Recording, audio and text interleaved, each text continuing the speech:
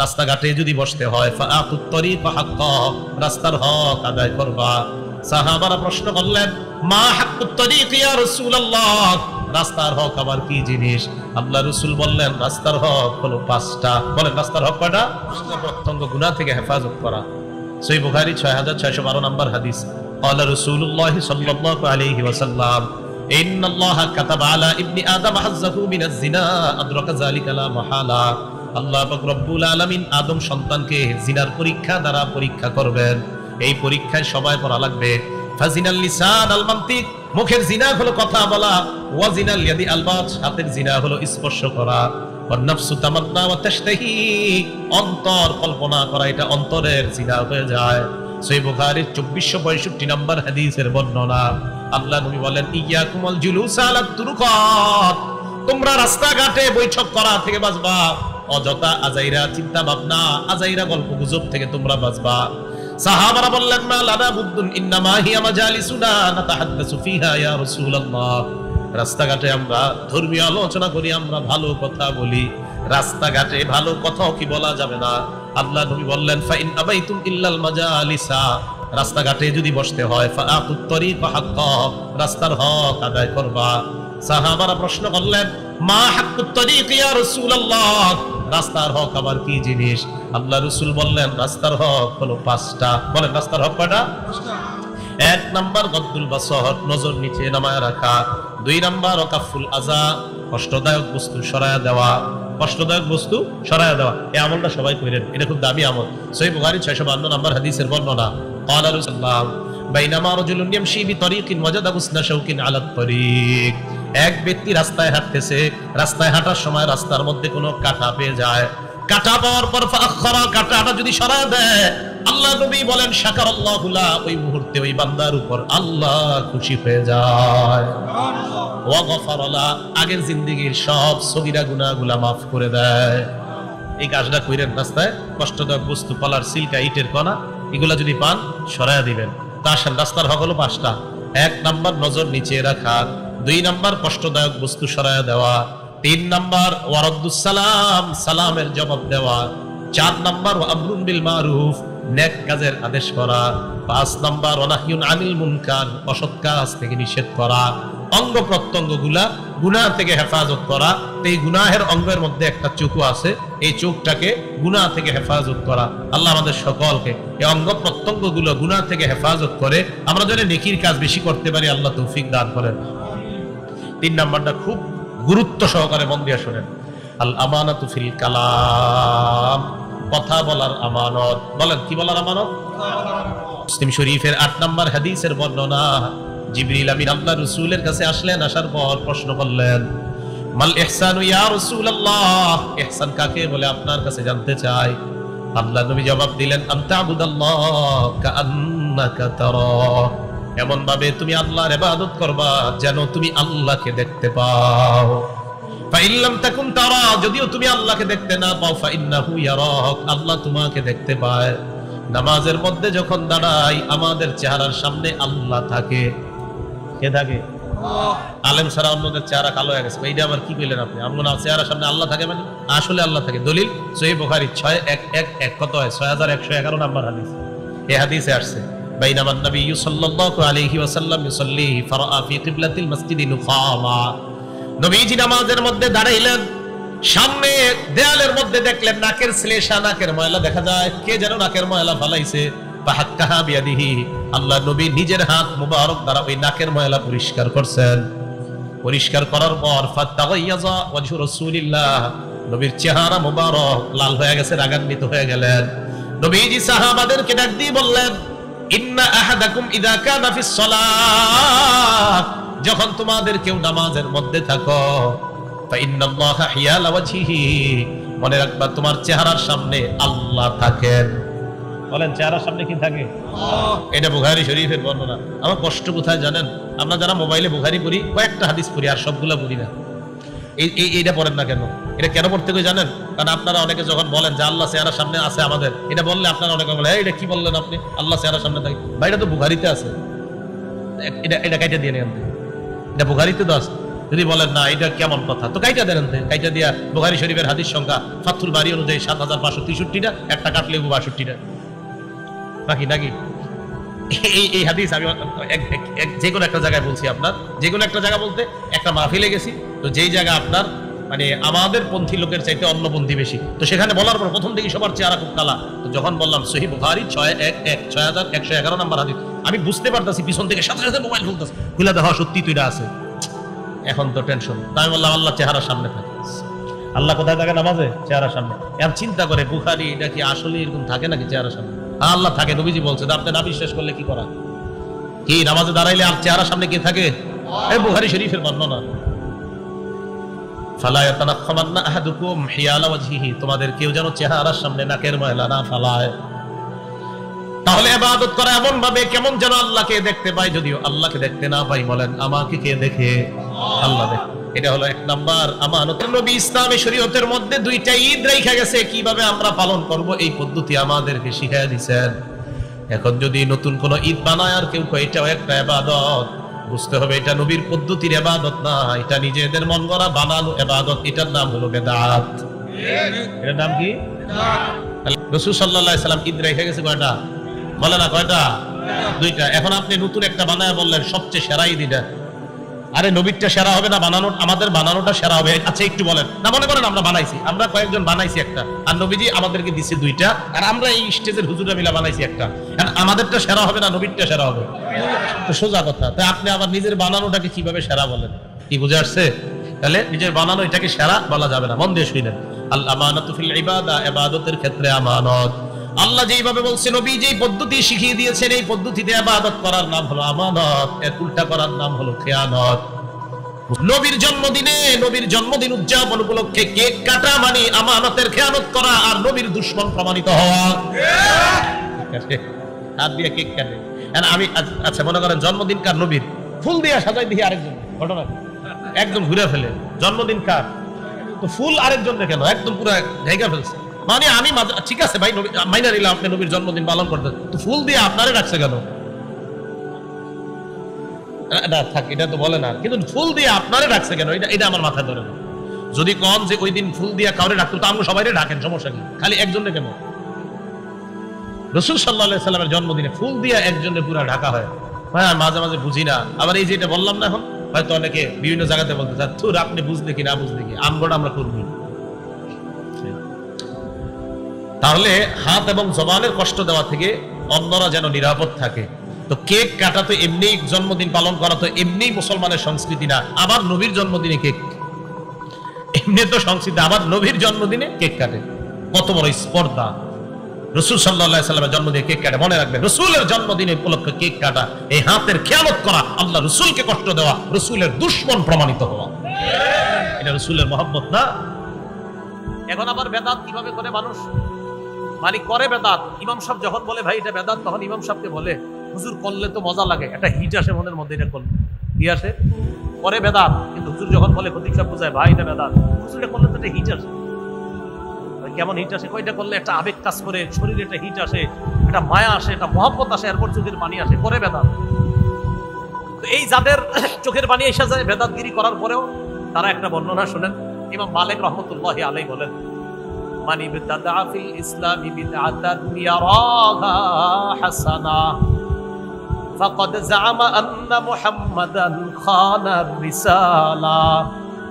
যে ব্যক্তি বেদাতি কর্মকাণ্ড করে আর এটাকে যদি সে উত্তম মনে করে, ভালো মনে করে, কোন ব্যক্তি একটা বেদাতি কাজ করলো আর এটাকে যদি সে ভালো মনে করে, সে কেমন যেন আল্লাহ রাসূলের দায়িত্ব পালনের উপরে সে অভিযোগ তুলে বলতে চায় যে নবী মুহাম্মদ সাল্লাল্লাহু আলাইহি সাল্লাম তার নবুয়তের দায়িত্ব পালনে ত্রুটি করে রেখেছে।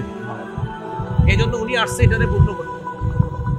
কেউ যদি বেদাতকে মনে করে আমি একটা ভালো কাজ করছি, ইমাম মালিক বলেন সে কেমন যেন এই দাবি করতে চায় যে মুহাম্মদ সাল্লাল্লাহু আলাইহি সাল্লাম তার দায়িত্ব পরিপূর্ণ করে রেখে যেতে পারে নাই, তাই হযরতে আসছে এটা নতুন করে পরিপূর্ণ করতে। এই কথা বইলা লাখ লাখ মানুষের সামনে বলে, কি বলেন ঠিক কিনা? তো জনগণ কয় হ্যাঁ ঠিক।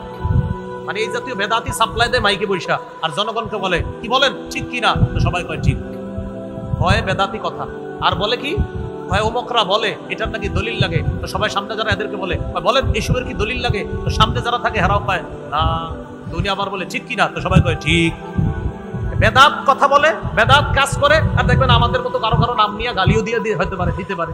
তো এরকম দিয়ে বলে কি বলেন, এগুলাতে কি দলিল লাগে? অমুকে খালি দলিল দেয়, এগুলাতে কি দলিল লাগে? এটা বইলা সে বেদাত সাপ্লাই দেয় আর বুঝাইতে চায় যে এই বেদাতটা এটা কোনো সমস্যা না। ইমাম মালিক বলেন, তুমি আল্লাহ রাসূলের দায়িত্বের উপরে তুমি অভিযোগ করলা যারা এই জাতীয় বেদাতগিরি করে। আল্লাহ আমাদেরকে হেফাজত করে। বেদাতি কর্মকাণ্ডের ব্যাপারে রাসূলুল্লাহ সাল্লাল্লাহু আলাইহি সাল্লাম হাদিস থেকে আমাদেরকে বেদাত শিখিয়ে দেয়। সহিহ বুখারীর 2697 নম্বর হাদিস। হাদিসের বর্ণনাকারী আম্মা জান আয়েশা সিদ্দিকা রাদিয়াল্লাহু তাআলা আনহা। রাসূলুল্লাহ সাল্লাল্লাহু আলাইহি ওয়াসাল্লাম বলেন, মান আহদাসা ফি আমরিনা হাযা মা লাইসা ফীহি ফাহুয়া রাদ্দুন।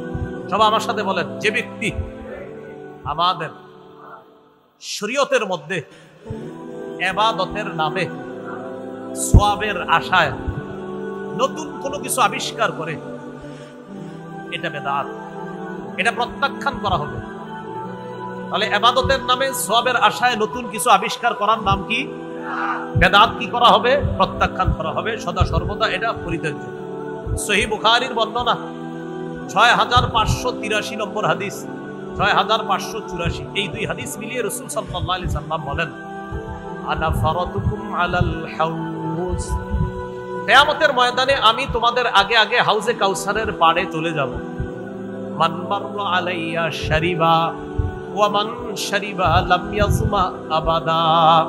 নবীজি সাল্লাল্লাহু আলাইহি সাল্লাম বলেন, যে ব্যক্তি আমার সামনে দিয়ে অতিক্রম করবে সে কাউসারের পানি পান করবে, আর যে পানি পান করবে সে আর কখনো পিপাসার্ত হবে না। লা ইয়ারিদান্না আলাইয়া আকওয়াম ইয়ারিফুনি ওয়া আ'রিফুহুম ওয়া ফি রিওয়ায়াতিন আ'রিফুহুম ওয়া ইয়ারিফুনানি। নবী বলেন, আমার সামনে একদল মানুষ আসবে, তাদেরকে আমি চিনবো, তারাও আমাকে চিনবে। নিয়ম অনুযায়ী আমি তাদেরকে পানি পান করাবো। হঠাৎ আমি তাকায় দেখবো, ইউহালু বাইনি ওয়া বাইনাহুম, আমার মাঝে আর তাদের মাঝে প্রতিবন্ধকতা সৃষ্টি করা হয়। আকুলু ইয়া রাব্বি ইন্নাহুম মিন্নি, আমি বলবো আল্লাহ তারা তো আমার উম্মত। আল্লাহর পক্ষ থেকে বলা হবে, ইন্নাকা লা তাদরি মা আহদাসু বা'দাক। হাবিব, আপনি জানেন না, আপনি দুনিয়া থেকে চলে আসার পর এরা ইসলামের মধ্যে নতুন নতুন কত কিছু আবিষ্কার করছে, এটা আপনি জানেন না। আজকে আপনি এদেরকে কাউসারের পানি পান করাতে পারেন না। যেই নবী একটু আগে কাউসার পান করাইতে চায়, সেই নবী বলবেন, সুহবান সুহবান লিমান গায়্যারা বাদি। আমার পরে যারা ইসলামকে শরীয়তের পরিবর্তন করে ফেলেছে, আমার সামনে থেকে দূর হও, দূর হও, আমি তোমাদের চেহারাও দেখতে চাই না। বলি নাউজুবিল্লাহ। এবার আমার সাথে বলেন, যে বেদাত করে, যে কোনো বেদাতিকে আশ্রয় দেয়, উভয়ের উপর আল্লাহর অভিশাপ, ফেরেশতাদের অভিশাপ, সকল মানুষের অভিশাপ। অনেক মানুষ কি করে, নিজে বেদাতি কর্মকাণ্ড করে, অথবা অন্য কোনো বেদাতির জন্য 2 কাঠা জমিন দিয়ে দেয়, 3 কাঠা জমিন দিয়ে দেয়। হুজুর, আপনি এই জায়গায় একটা খানকা বানান, খানকা বানানোর পর যত বেদাত আছে সাপ্লাই করবেন। তো উনি মাশাআল্লাহ একটা বেদাতের আখড়া বানায়, আর লাল টাল কিছু কাপড় টাপড় লাগাবে। আর বেদাতের প্রথম শর্ত হলো এই জাতীয় কিছু লাল টাল চিকমিক ইত্যাদি লাগাইতে হবে। তো এইগুলা লাগানো মানে লাল দেখলেই একদল অনুসারী আর এরা বুঝে, হ্যাঁ হ্যাঁ এনে আমগো লোক, কয় এরকম কি বলে, কয় এনে আমগো লোক, মানে বুঝায় এনে যে আছে এ হলো আমাদের লোক, আমাদের লোক মানে এরকম একটা কিছু করে। এখন দেখবেন আমার এই কথা শুনে অনেকে বলবে, মনে হয় আমাদেরকে বলছে, তো আপনারা করলে আপনাদের কিন্তু বলছে, মানে মনে মনে বলবে কি, এটা মনে হয় আমারে বলছে, আপনি বেদাতগিরি করলে তো আপনারই বলছে। আজীব মস্তিষ্ক সভা, বুঝছেন? দেখবেন চায়ের দোকানে গিয়ে দেখেন বলতেছে, হুজুর এটা নিশ্চিত আমারই বলছে। জি ভাই, বেদাতগিরি আপনি করলে আপনারই বলছে। রাসূলুল্লাহ সাল্লাল্লাহু আলাইহি সাল্লাম কি বলে দেখেন, সহিহ বুখারীর বর্ণনা 3172 নম্বর হাদিস। ক্বালা রাসূলুল্লাহ সাল্লাল্লাহু আলাইহি ওয়াসাল্লাম, মান আহদাসা ফিহা হাদাসান আও আওয়া মুহদিসা ফাআলাইহি লানাতুল্লাহ ওয়াল মালাইকাতি ওয়ান নাসি আজমাইন। যে ব্যক্তি নিজে বেদাতি কর্মকাণ্ড করে, যে ব্যক্তি কোন বেদাতিকে আশ্রয় প্রশ্রয় দেয়, তার উপর আল্লাহর অভিশাপ, ফেরেশতাদের অভিশাপ, সকল মানুষের অভিশাপ। আল্লাহ আমাদের সকলকে বেদাতি কর্মকাণ্ড এবং বেদাতি আকীদা থেকে সমূলে আমরা যেন এগুলা থেকে একদম সুন্দরভাবে আমরা ফিরে আসতে পারি, এবং বেদাত নামক কর্মকাণ্ড যদি আশেপাশে থাকে সমূলে যেন এলাকা থেকে সরাইয়া দিতে পারি। আল্লাহ তৌফিক দান করুন। এবার একটা কথা শুনেন, বলেন আমার সাথে কোন এলাকায় একটা বেদাত প্রতিষ্ঠিত হয়ে গেলে তাদের উপর আল্লাহ রাগ করে একটা সুন্নত উঠায় নেয়, তওবা করা ছাড়া সেই জাতিকে কিয়ামতের আগে সেই সুন্নত আল্লাহ আর ফিরিয়ে দেন না। একটা বেদাত এলাকায় প্রতিষ্ঠিত হয়েছে আপনাদের চোখের সামনে, আর আপনারা খালি বলছেন থাক থাক, বেদাত হয়েছে আর বলছেন থাক।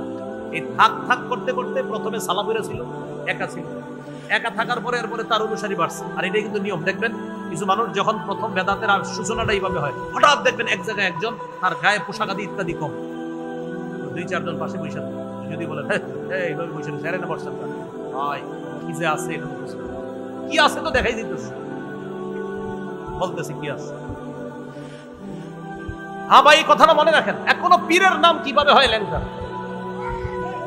আমি পীরের বিরোধিতা না, কিন্তু ল্যাংটা পীর এই মানে এই নামটা এটা তো একটা মাথায়ও লাগায়, শরমেরও ব্যাপার। যে আপনি কি বললেন ছোটবেলা আপনার বাচ্চা ল্যাংটা কারা হয়, বাচ্চারা না, একটা পীরের নাম আপনি দিয়ে দিলেন ল্যাংটা।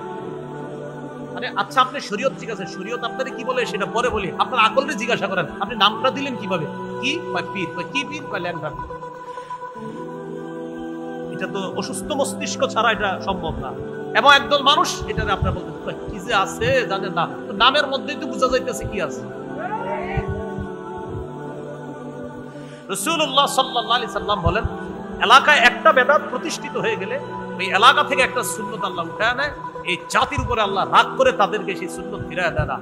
আমি এই হাদিসটা নিয়ে চিন্তা করি আর চিন্তা করি, মেসওয়াক করার সুন্নত সবাই জানি। আম্মা জানা আয়েশা সিদ্দিকা বলেন, নবী ঘর থেকে যখন বের হতেন সর্বশেষ মেসওয়াক করতেন। ঘরে ঢুকে সমস্ত কাজের সর্বপ্রথম নবী মেসওয়াক করতেন। ঘর থেকে বের হতেন সর্বশেষ কাজ মেসওয়াক, ঘরে ঢুকতেন সর্বপ্রথম কাজ নবীর মেসওয়াক। নবীজি বলেন, জিবরিল আমিন আমাকে এত বেশি মেসওয়াক করতে বলছে, আমি টেনশনে পড়ে গেলাম, না জানি আমার দাঁতগুলো ভেঙে ফেলতে হয় মেসওয়াক করতে করতে, এত বেশি মেসওয়াক করতাম। আব্দুল্লাহ ইবনে ওমর রাদিয়াল্লাহু তাআলা আনহুমা বিছানায় মেসওয়াক রেখে দিতেন, ঘুম ভাঙতো মেসওয়াক করতেন, আবার ঘুমায় গেছে মেসওয়াক পাশে রাখা, আবার ঘুম ভাঙছে আবার মেসওয়াক করছে, আবার এইভাবে রাখা, আবার ঘুম ভাঙছে আবার মেসওয়াক করছে। আরে আপনি এত মেসওয়াক করেন কেন? ভাই হাবিবের হাদিস থেকে বুঝছি মেসওয়াকের গুরুত্ব। এই সুন্নতটা আমরা সবাই জানি, পালন করতেছি না কেন? ভাই আমার আপনার চোখের সাথে বেদাত করছে, বাধা দিচ্ছি না, আল্লাহ রাগান্বিত হয়ে আমাদেরকে তৌফিক দিচ্ছে না। অসংখ্য অগণিত সুন্নত করতে পারি কিন্তু করতেছি। আপনি দেখবেন অসংখ্য মানুষ এই খানার শুরুতে বিসমিল্লাহ বলা, আপনার অটোমেটিক ভাবে আমরা বিসমিল্লাহ বলতেছি, অথচ সবাই জানি বিসমিল্লাহ বলা সুন্নাহ, কিন্তু এরপরেও বিসমিল্লাহ বলতে ভুলে যাচ্ছি কেন? আল্লাহ রাগ করে, সামনে বেদাত হচ্ছে, রাগান্বিত হয়ে এই সুন্নাহের তৌফিক দিচ্ছে না। বলছিলাম এলাকায় বেদাত প্রতিষ্ঠিত হয়ে গেলে এটা সবাই মিলে প্রতিহত করা দায়িত্ব কর্তব্য, বলেন ইনশাআল্লাহ। এলাকায় বেদাত প্রতিষ্ঠিত হতে দিয়েন না। قال رسول الله صلى الله عليه وسلم ما ابتدع قوم في دينهم بدعة إلا نزع الله من سنتهم سنة ثم لا يعيدها إليهم إلى يوم القيامة। সুনান দারিমি হাদিসের কিতাব 14 নম্বর হাদিস, রাসূলুল্লাহ সাল্লাল্লাহু আলাইহি সাল্লাম বলেন, কোন জাতি যখন তাদের ধর্মের মধ্যে একটা বেদাত আবিষ্কার করে, আর এই বেদাত যদি এলাকায় প্রতিষ্ঠিত হয়ে যায়, আল্লাহ সেই জাতি থেকে একটা সুন্নত ছিনায় নেয়, কিয়ামতের আগে ওই জাতিকে সেই সুন্নত আর আল্লাহ ফিরায় দেয় না। আল্লাহ আমাদেরকে হেফাজত করে।